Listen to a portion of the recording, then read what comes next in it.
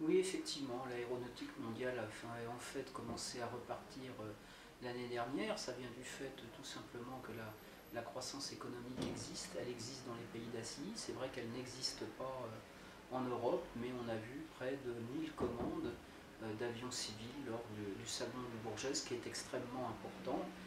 Et les chiffres du GIFAS, donc l'association des aéronauticiens français, montraient qu'en 2010, déjà les commandes avaient été très importantes et qu'on avait une véritable reprise dans le domaine de l'aéronautique.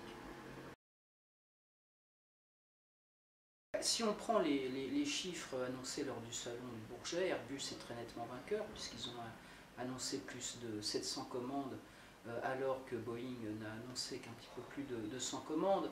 Maintenant, il faut bien voir que ce salon a lieu en France et que c'est un salon où on finalise un certain nombre de commandes. Donc peut-être que des commandes n'ont pas été finalisées au niveau de Boeing.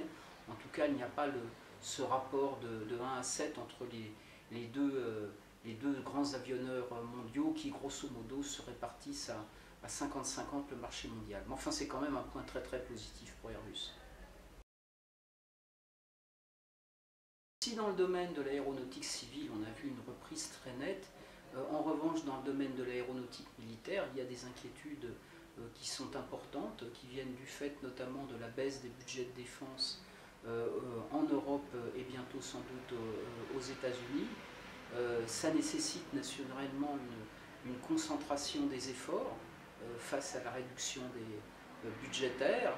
Et on a vu lors du discours d'ouverture de Nicolas Sarkozy, le président de la République tenser les industriels français, tant sur la question de la restructuration entre Safran et Thales, où il doit y avoir une rectification de frontières, et puis il y a surtout la question de la guerre entre EADS et Dassault sur les drones.